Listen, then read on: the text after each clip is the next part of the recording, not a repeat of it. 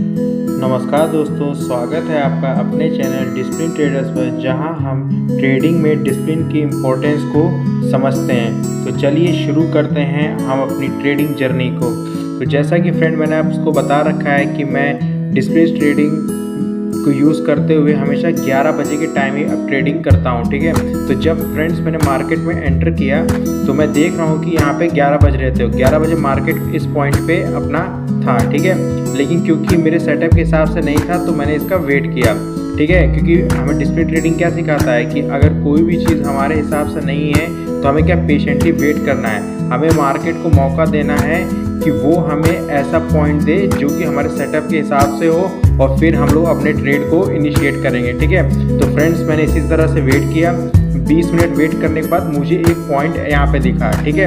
तो जब पॉइंट दिखता है तो मैं सिंपली क्या करता हूँ, अपना रिस्क को एनालाइज करता हूँ। रिस्क को एनालाइज करने का मतलब क्या है, मैं अपना एसएलपी देखता हूँ और अपना टारगेट पॉइंट देखता हूँ कि मैं कहाँ तक एसएलपी ले सकता हूँ इसके हिसाब से और कहाँ पे टारगेट पॉइंट ले सकता हूँ। तो जब मैंने मार्केट में एंटर होने से पहले अपना एसएलपी और टारगेट पॉइंट को फिक्स किया।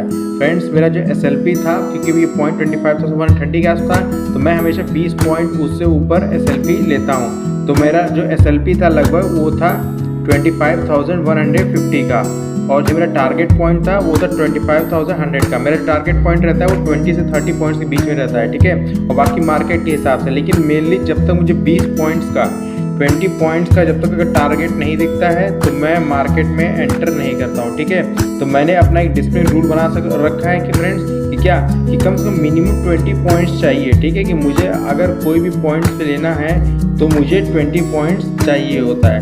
तो इस हिसाब से मैं करता हूँ। बाकी आप लोग अपने अपने हिसाब से, कोई 10 ले सकता है, कोई 30, कोई 50, जिसकी जितनी कैपेसिटी है, जिसकी जितनी समझ है उसके हिसाब से ले सकता है। मेरी जो समझ है फ्रेंड्स 20 पॉइंट्स का है, ठीक है। तो मैंने सबसे पहले अपना क्या किया, अपना रिस्क नोट किया कि मैं एसएलपी क्या होगा, मेरा टारगेट पॉइंट क्या होगा, ठीक है।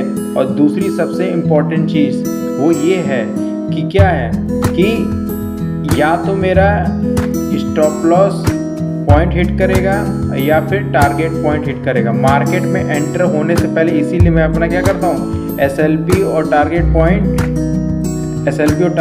पूरा अच्छे से लिख लेता हूँ, ताकि मुझे मार्केट में एक बार जब हम एंटर हो जाते हैं तो उसमें कोई कंफ्यूजन ना। क्यों? क्योंकि मार्केट जब हम एंटर हो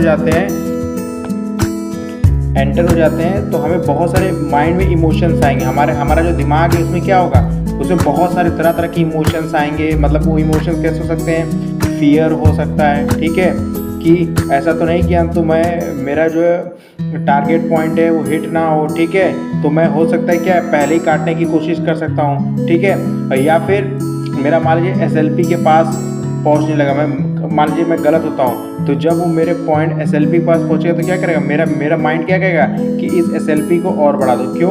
क्योंकि मैंने आपको क्या बता रखा है कि हमारा जो माइंड है ना वो पेन नहीं लेना चाहता है, ठीक है। पेन क्या, यहाँ पे पेन क्या होता है, मिस्टेक होने का, गलत होने का, ठीक है, प्लस लॉस होने का कि यार मेरा यहाँ पे लॉस होएगा। तो मार्केट क्या करेगा, आपको गलत इंफॉर्मेशन देगा। इंफॉर्मेशन क्या देगा कि नहीं हो सकता है इस पॉइंट से ऊपर और चला जाए, इस पॉइंट से अगर हम ऊपर अपना एसएलपी पहुंचा देंगे तो हो सकता है फिर वापस ही रिवर्स कर जाए, ठीक है। तो इस तरह से क्या होता है, हमारा लॉस जो होता है, जो रिस्क और क्या हम अपने आप को बढ़ा देते हैं। और अक्सर क्या होता है, मार्केट आपको क्या करेगा, इसको भी काट देगा, ठीक है। तो आपका जो लॉस मान लीजिए 100 रुपीज़ का होना था, केवल अपना एसएलपी बढ़ाने के बाद 200 रुपीज़ हो जाता है, ठीक है। तो हमें क्या करना है, अपने लॉस को रिड्यूस करना है, ठीक है। हम लोग लॉस के चेन में नहीं फंसना है। लॉस के चेन में फंसने का मतलब क्या होता है कि आपने एक बार जब अपना एसएलपी मार्केट में एंटर होने से पहले डिसाइड कर लिया है, तो अगर आप गलत होते हैं तो आप एसएलपी को तुरंत उसी पॉइंट पे काट दीजिए, ठीक है। आपको कोई भी क्या करना है, इस एसएलपी के मोह में नहीं फंसना है, ठीक है। आपका जो पॉइंट है वहीं काट दीजिए, अपना जो लॉस है तुरंत वहीं पे एक्सेप्ट कर लेना है आपको, ठीक है। तो मैं इसीलिए मार्केट में एंटर होने से पहले अपना रिस्क जो होता है एनालाइज कर लेता हूँ कि मैं कितना लॉस ले सकता हूँ अपने इस टारगेट को अचीव करने के लिए, ठीक है। कि अगर मेरा टारगेट नहीं अचीव हुआ तो आपको पता है लॉस तो अचीव होगा ही होगा, ठीक है। तो मैं इसलिए पहले लिख देता हूँ। और मेरा एक रूल है, या तो इसमें एसएलपी हिट होता है या फिर टारगेट पॉइंट होता है, बीच में कुछ नहीं होता है। बीच में कभी कभी क्या है, जब आप एक्सपायरी में खेलते हैं तो उसमें क्या होता है कि मान लीजिए आपने इस पॉइंट पे लिया कि यहाँ से गिरेगा या उठेगा, कुछ भी लिया, ठीक है, लेकिन कभी कभी क्या है मार्केट इसी पॉइंट पे ऊपर नीचे होने लगेगा। तो अगर एक्सपायरी होती तो क्या है, टाइम की वजह से आपका वैल्यू बहुत डिके हो जाता है। तो आपको वो भी देख सकते हैं कि आपको अगर कितना पैसा लॉस हो रहा है तो आप वहाँ पे बाहर आ जाए। लेकिन नॉर्मली मैं आपसे ये कहूँगा कि स्टार्टिंग में अगर आप सीख रहे हैं तो आप लोग एक्सपायरी मत खेले, ठीक है। आप नॉर्मली ऐसे खेलिए तो उसमें क्या मूवमेंट का लॉस इतना नहीं होगा कि अगर आपके पास ऊपर नीचे ज़्यादा होगा तो आपका ज़्यादा लॉस नहीं होगा, ठीक है। तो या तो फिर तो आपको सिंपल यही करना है, क्या करें कि या तो आपका SLP हिट होगा और या तो आपका टारगेट पॉइंट हिट होगा, ठीक है। इस दौरान इसके बीच में और कुछ भी अगर होता है तो आपको इस पर ध्यान नहीं देना है। क्यों कि मान लीजिए अगर मार्केट आपके फेवर आपके टारगेट के पास जा रहा होता है तो आपको क्या होता है, अचानक से क्या होता है आपकी ब्लड सर्कुलेशन बढ़ती जाएगी। तो आप क्या होगा, कभी कभी एक्साइटमेंट में आप पहले ही काट देते हैं तो आपका क्या होगा, आप जो प्रॉफिट है उसको राइट नहीं कर पाते। बहुत बार ऐसा होगा कि आप क्या जैसे आपका प्रॉफिट हो रहा होगा आप तुरंत कट के बाहर आ जाएंगे, लेकिन जब SLP होगा तो आप लोग उसमें क्या है रुके रहेंगे कि इंतज़ार करेंगे कि हो सकता है ये वापस रिवर्स कर जाए। बल्कि हमें उल्टा करना होता है। हमें क्या होता है, जब हमारा प्रॉफिट है तो उस पर राइड करना होता है और SLP जैसे टच करे तुरंत उसको बाहर हो जाता है, लेकिन हम लोग जस्ट उल्टा करते हैं, ठीक है। तो हम लोग इसी चीज़ को दूर करने के लिए मैं क्या करता हूँ, अपना SLP और टारगेट पॉइंट लिख लेता हूँ, ठीक है।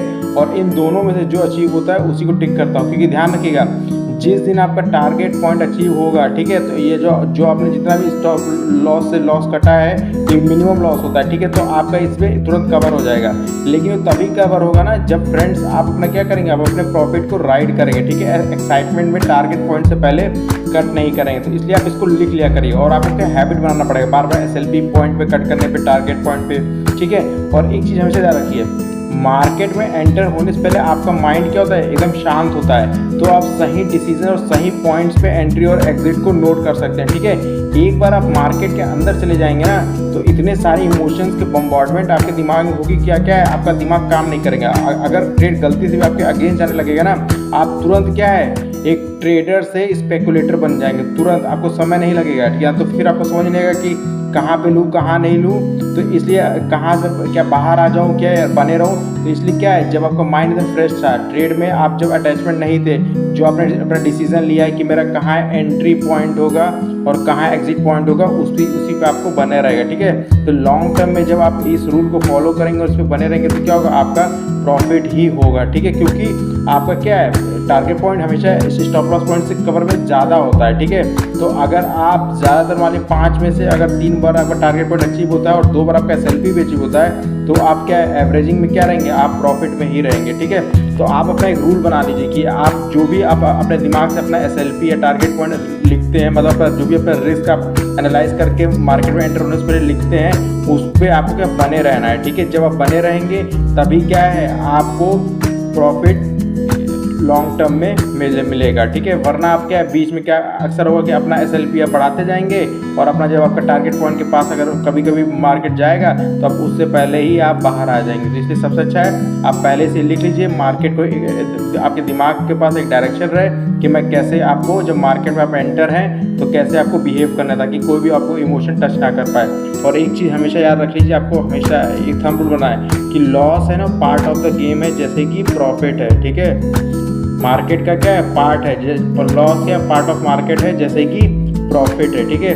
और जितना जल्दी आप इसको समझ लेंगे ना, लॉस को एक्सेप्ट करना सीख लेंगे, उतना जल्दी ही आप क्या है एक बेटर ट्रेडर बन जाएंगे, ठीक है। तो हमें हमेशा क्या है एक अपने कमियों को देखते रहना है, कमियों को बाहर करना है ताकि क्या है हम लोग अच्छे ट्रेडर बन सके, ठीक है फ्रेंड। तो मैं जैसे मैंने बताया कि मैंने आपको अपना SLP और टारगेट पॉइंट फिक्स कर दिया था। मेरा SLP था 25,150 के आसपास, ठीक है, 20 पॉइंट्स का, और मेरा टारगेट पॉइंट था 25,100 का, ठीक है।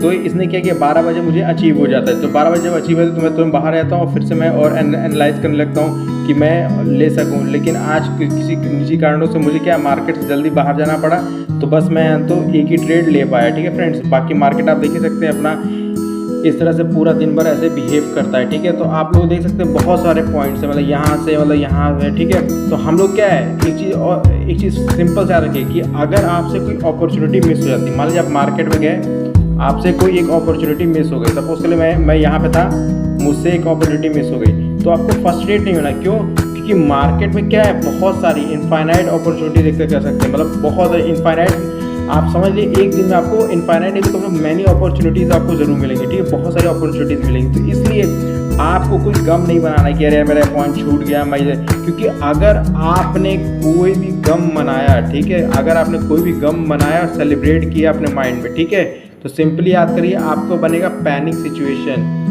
आप क्या है, पैनिक सिचुएशन में जाएंगे, और जैसे ही पैनिक सिचुएशन जाएंगे तो क्या होगा, chain of destruction of wealth शुरू हो जाएगा, ठीक है। फिर आप क्या करेंगे, सिंपली आप क्या करेंगे, ट्रेडर से आप एक स्पेकुलेटर बन जाएंगे, ठीक है, और जैसे ही आप स्पेकुलेटर बने आपका सारा वेल्थ वाइप हो जाएगा, ठीक है। तो फ्रेंड्स आपको कोशिश करना है कि आपको पूरा डिसिप्लिन फॉलो करना है, ठीक है, ज़्यादा कम से कम ट्रेड लेना करिए, ठीक है। जैसे मैंने अपना एक रूल क्या बना लिया है कि मैं 2 लॉस से ज़्यादा ट्रेड नहीं करता हूँ, ठीक है। अगर मेरा 2 लॉस हो जाता है तो मैं वहीं पे रुक जाता हूँ, ठीक है। मैक्सिमम मैं 2 लॉस लेता हूँ, उससे ज़्यादा नहीं रहा। क्यों? क्योंकि अगर आज मेरी कैपिटल बन जाएगी तो हो सकता है कल मैं सही रहूँगा, और जब मैं कल सही रहूँगा तभी मेरा जो लॉस है रिकवर हो सकता है। लेकिन अगर मैं 2 से ज़्यादा लॉस लिया तो हो सकता है एक ही दिन में आपकी कैपिटल हाफ हो जाए, हाफ से कम भी हो सकती है, ख़त्म भी हो सकती है, ठीक है। ये क्योंकि ये आपको पता है ऑप्शन ट्रेडिंग सबसे खतरनाक चीज़ है, ठीक है, शेयर मार्केट में। तो इसीलिए आपको ध्यान रखना है, आपको वेल्थ को प्रिजर्व करना है। जितना वेल्थ आप प्रिजर्व कर पाएंगे, जितना कम से कम लॉस करेंगे, उतना ज़्यादा आपका प्रॉफिट होगा, ठीक है। कम से कम लॉस करना भी एक तरह से मार्केट में प्रॉफिट ही है, समझ रहे हैं, ठीक है। क्योंकि वो आप मार्केट में ज़्यादा दिनों तक बने रहेंगे, और जितना आप ज़्यादा दिनों बने रहेंगे उतना ज़्यादा भी प्रॉफिट की चांसेस इंक्रीज हो जाती है, ठीक है फ्रेंड्स। तो मैंने यही कोशिश की कि मैं आपको मैनुअली समझाऊँ, ठीक है। तो इसीलिए आपसे मैं आपको मैनुअली पूरा समझाऊँगा, आपके लिए चार्ट्स बना के उसी के साथ समझाऊँगा, ठीक है friends. Thank you friends channel को देखने के लिए। इसको लाइक, सब्सक्राइब और